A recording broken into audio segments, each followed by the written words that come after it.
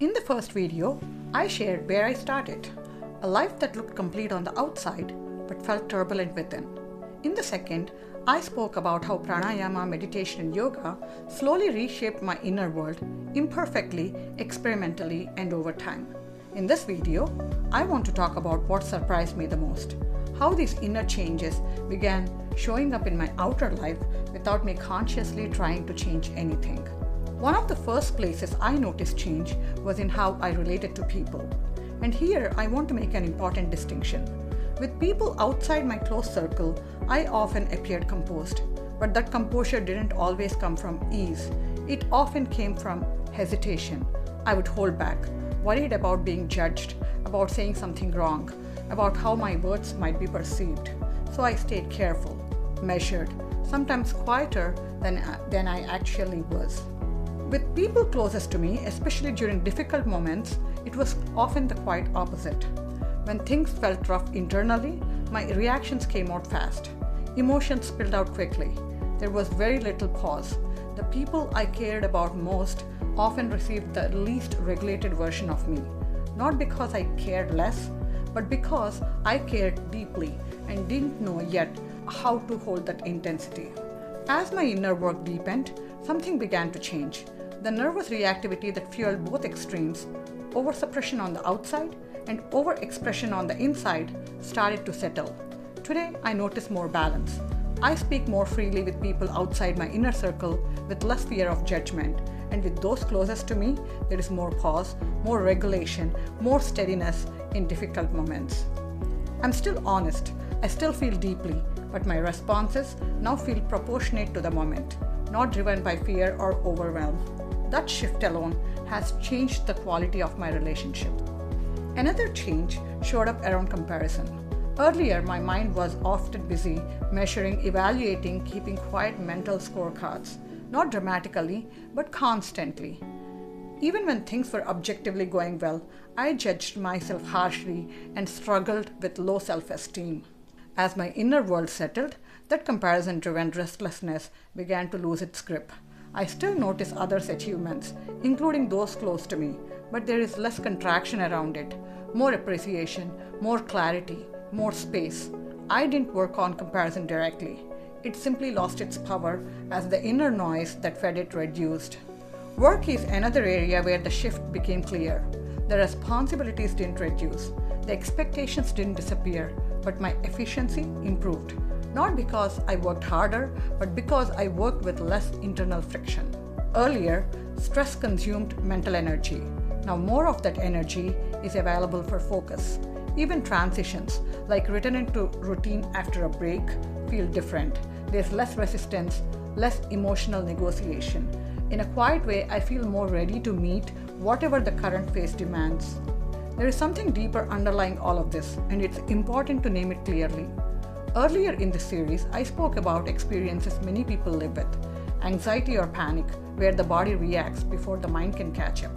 Strong emotional reactions, impulses to immediately fix or control outcomes, fear of the unknown, a sense of threat when things don't go as planned, getting pulled into conflict when the ego feels activated and the reaction feels bigger than the moment. What surprised me was not that these emotions disappeared, they didn't. What changed was their physical intensity, the tightness, the surge, the feeling of being hijacked. Anger, for example, didn't vanish, but it reduced to maybe 5% of what it once was. Impulses still arise, but they no longer demand action. Uncertainty still exists, but it no longer feels threatening to my body. Even in moments of disagreement, my ego doesn't get stirred up the way it used to. And that's when I realized something fundamental. This was not about managing emotions better. It was about the nervous system no longer escalating them. That pause, the space between trigger and reaction, might sound small, but once it exists, you stop reacting automatically and start responding consciously, and that single shift changes everything. I never imagined that something as simple as breathing practices combined with meditation and yoga could create such a profound change. I didn't think I could get over many of my weaknesses. They felt like fixed parts of who I was, and yet Just by adding these practices into my daily life, without forcing change, without trying to become someone else, something transformed. It genuinely feels magical. Not dramatic, not sudden, but a quiet, steady shift into a version of myself I always hoped to be, without knowing how to reach her. I didn't work on anger. I didn't chase confidence. I didn't try to fix myself. I simply practiced. And over time, life began to meet me differently because I was meeting life differently. These practices also helped improve my physical health. For years, I struggled with insomnia. Sleep was light and unreliable. Today, I sleep deeply. Honestly, the best sleep I have ever had. I feel more energetic, more present in my body, less lethargic, especially in the mornings. My flexibility has improved noticeably, and with it, a sense of ease in movement. Even after long work days, I don't feel as depleted or exhausted as I once did. Stress doesn't drain me the same way. And something small but telling, I used to have a constant cold or cough. These days I barely get sick, and if I do, the intensity and duration are significantly reduced. All of this has led me to something simple but deeply grounding: acceptance. I experience the essence of Bhagavad Gita not as philosophy but as lived experience. I act sincerely. I release attachment to outcomes.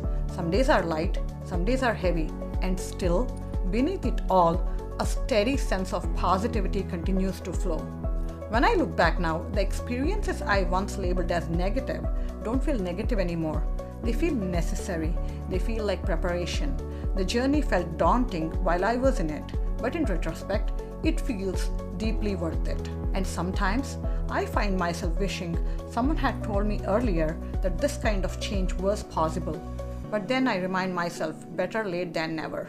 And it still amazes me that something as simple as breath awareness and movement could ripple outward from my nervous system, to my emotions, to my relationships, and even into my physical health. I want to end by saying this clearly. I have not arrived anywhere, because it no longer feels like there's a particular place I'm supposed to arrive at. This isn't about reaching a final version of myself. These are still experiments. As someone who loves science, I am comfortable holding evolving hypotheses, open to refining them as new observations emerge. What I do know right now is that inner work changes outer life in ways you cannot force but can gently allow. For me, it began when my body stopped treating every moment as a threat, and simple practices started reshaping my inner world. If you are walking a similar path, take baby steps. Stay consistent. Be patient. Because sometimes, without trying to change who you are, you slowly become who you always hope to be. These are my experiences with spirituality, and they are still unfolding.